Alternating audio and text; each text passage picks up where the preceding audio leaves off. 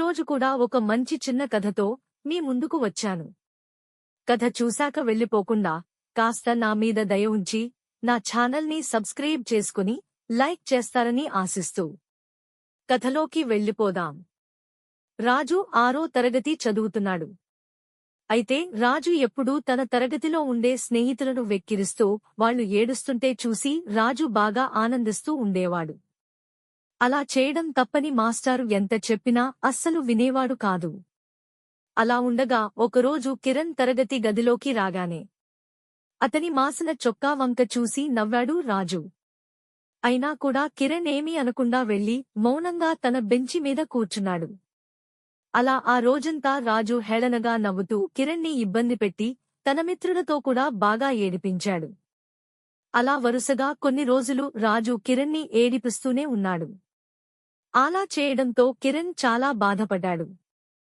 కాని ఒక్కరోజు కూడా రాజుని పల్లెత్తు మాట కూడా అనలేదు. కాని రాజు చేస్తున్న పనులకు కోపం వచ్చి ఏం చేయాలో అర్థం కాక ఒకరోజు సాయంత్రం పూట వాళ్ల తాతయ్య దగ్గరకు వెళ్లి జరిగిన విషయం అంతా చెప్పి బోరున ఏడ్చాడు కిరణ్.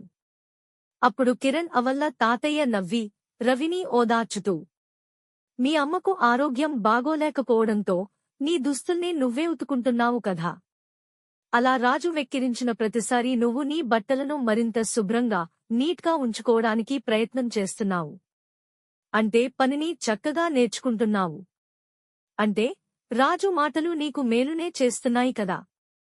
ఇదొక్కటే కాదు, ఏ విషయంలోనైనా ఇతరులు మనల్ని నిందిస్తున్నప్పుడు మనం కోపంతో కాకుండా వాళ్లు చెప్పేదానిలో నుండి మంచిని మాత్రమే తీసుకోవాలి. అర్థమైందా అన్నారు.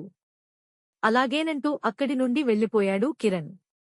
అలా కొన్ని రోజులు గడిచిన తర్వాత ఒకరోజు క్లాస్కి రాజు గుండుతో బడికి వచ్చాడు. అప్పుడు తరగతిలోని పిల్లలందరూ రాజుని వెక్కిరించడం మొదలుపెట్టారు, ఒక్క కిరణ్ తప్ప.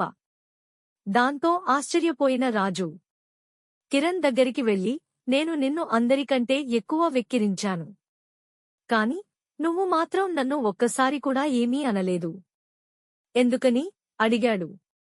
అప్పుడు కిరణ్ నవ్వుతూ ఇలా అన్నాడు, అలా వెక్కిరిస్తే ఎంత బాధగా ఉంటుందో అనుభవించినా నాకు తెలుసు.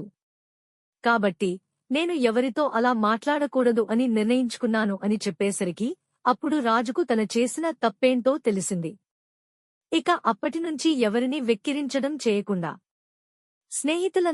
అందరితో స్నేహంగా మెలగడం చేశాడు. మన మాటలు కంటే మన నడవడి గొప్పది.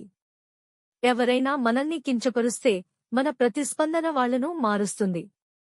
ప్రతిసారి ప్రతీకారం కోరకుండానే మన మంచితనంతోనే మిమ్మల్ని నిందించే వారిని విజేతలుగా మార్చేయొచ్చు అనేది ఈ కథ వల్ల తెలుస్తుంది. ఇలాంటి మరిన్ని అప్డేట్ల కోసం నా ఛానల్ని లైక్ చేసి సబ్స్క్రైబ్ చేస్తారని కోరుకుంటూ సెలవు.